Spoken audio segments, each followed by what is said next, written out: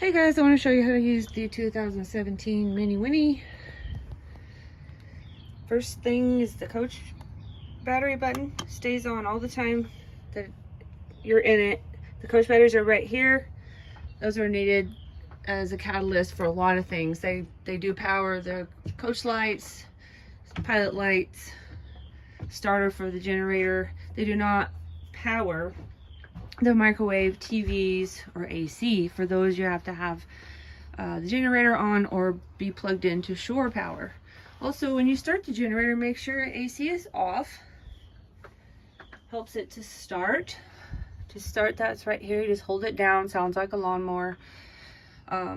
It does run on the main fuel tank, so it does have a siphon though at about a quarter tank. So if your generator stops, you still have enough gas to get to gas station. Here's the control panel. You have your hot water heater, your water pump. You do need your water pump on to pull water from your holding tank. If you're not hooked up to shore water, you do not need that on when you're hooked up to a campsite. Don't leave it on all the time. If your holding tank runs dry, you'll burn out that water pump.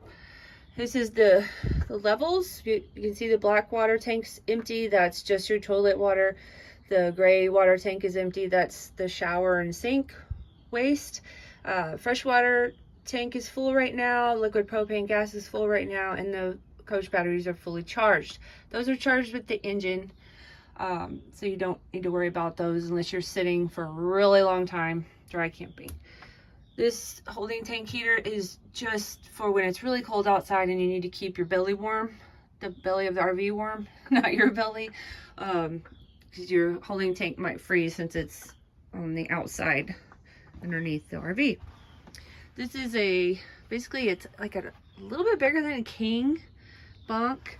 And you just pull that cushion down to here. It's heavy, so make sure you don't knock these boards off. There's a ladder hooks onto the two steel pegs there, and the ladder comes down right here. Okay, this does make into a really uncomfortable bed. I don't recommend it unless only for small children. And to do that, the tabletop comes off, basically just goes on the dinette frame, and then you just build your pillows around to make it comfy. This is about between a full and a queen. Nothing in here is standard size. There's some storage up there, another TV.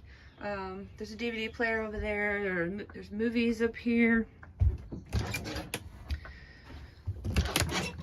Also, there's a little space heater that runs on electric, and I prefer to use that in the winter if I'm at a campsite, because it saves on liquid propane. I like to plug it in right down there, and if it's bumped over, it turns off, and it keeps this thing nice and toasty. Also, the furnace goes on and off, and it might wake you up. There's a big storage. There's a Keurig. Always keep coffee pods in here. Just basic cookware and supplies. Dishes up here. Always make sure everything's washed before you bring it back. There's cleaning supplies, paper towels, trash bags down there. The stove lights old-fashioned way. Just turn your lighter on and start your fuel and light your burners. I don't like to keep the pilot lights lit because there's a carbon monoxide detector very close to it, and when you keep those pellets lit, it tends to set that off. To light the oven is a little trickier. There's a silver nodule that sticks out right there. You're gonna light your long lighter to it, then turn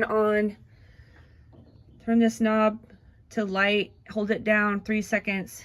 Liquid propane will come out, and that will light that pilot, and then you can turn your temperature to whatever you want it at.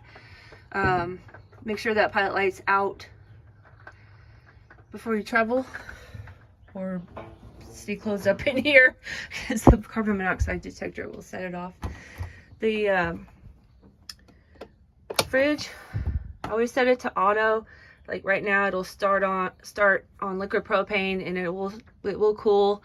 And then if I hook up to a campsite or to any shore power, it will switch over by itself to electric, and then back again to propane when you unhook. Okay, bathroom. Shower is very straightforward. I put an aftermarket shower head in there. It's a lot more pressure than the factory one. Very decent size for a camper. The toilet, I just use a camp toilet. First of all, you have to have your water pump on if you're not hooked up to shore water. You put the pedal down about halfway, put a little bit of water in the bowl, do your business, and then push the pedal all the way down to flush. Make sure there's no water in the bowl. That amount is okay. But don't keep any large amounts of water in the bowl or anything else when you're traveling, obviously. So it can get messy. AC up there, you operate the AC and furnace just like a house. And that's it for the inside. I'm going to show you the hookups.